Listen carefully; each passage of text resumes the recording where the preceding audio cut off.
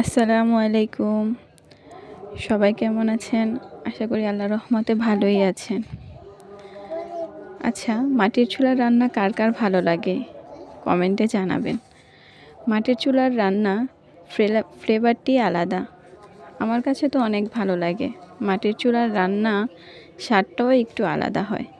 আচ্ছা, মাটির চুলা দেখলে আপনাদের মাথায় কোন কথাটা প্রথমে আসে? আমার কি আসে জানেন? চুলাপাতি খেলা। সেই ছোটোবেলার কথা মনে পড়ে, বিশেষ করে এই সময়টায় যখন সবার এক্সাম শেষ হয়ে যেত। তখন সবাই মিলে একসাথে চুলাপাতি খেলতাম। সব কাজিনরা একসাথে খেলতাম, আমাদের সাথে আমাদের এলাকার মানুষগুলোও খেলতো। সবাই একসাথে সবার ঘর থেকে চাল, ডাল, আলু, পেঁয়াজ, তেল, লবণ, মরিচ আরও কত কি যা যা লাগতো রান্না করতে সব কিছুই আনতো। সাথে চাঁদা তোলা হতো। সেগুলো কী জন্য জানেন? সেগুলো দিয়ে কিনে আনা হতো মাংস বা ডিম, যেগুলো একটু এক্সপেন্সিভ সেগুলো আনা হতো।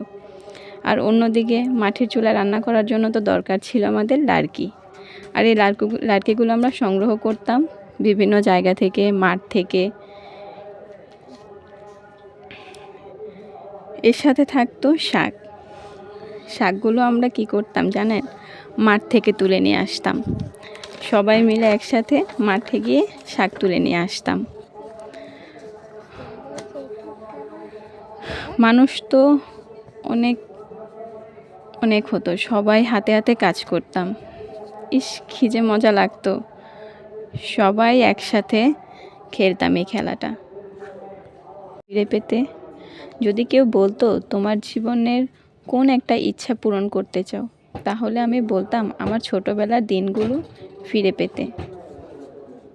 তো এখন তো বছর শেষ, আমার ননাসের বাচ্চাদেরও এক্সাম শেষ, তাই তারা আমাদের বাসায় বেড়াতে এসেছে। তাই ভাবলাম ওই দিনগুলো তো একটু ফিরে যাই, তাই মাটির চুলায় রান্না করি।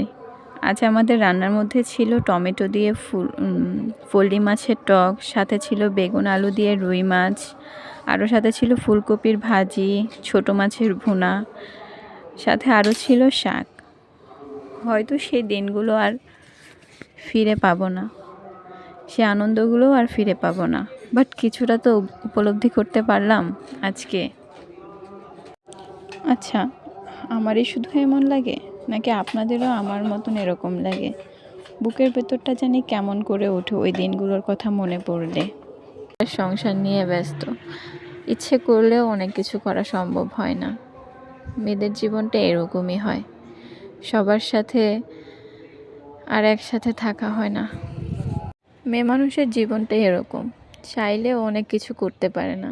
তাদের ইচ্ছে করে অনেক কিছুই করতে, কিন্তু কিছুই করতে পারে না। এটাই মেয়েদের জীবন, এটাই বাস্তবতা। আপনাদের সাথে গল্প করতে করতে আমাদের রান্নাও প্রায় শেষ হয়ে এসেছে। আমাদের এই রান্নাগুলোর মধ্যে আপনাদের কার কোন খাবারটি বেশি ভালো লেগেছে সেটা জানাবেন। আশা করি সবার হয়তো কিছু না কিছু একটা ভালো লাগে।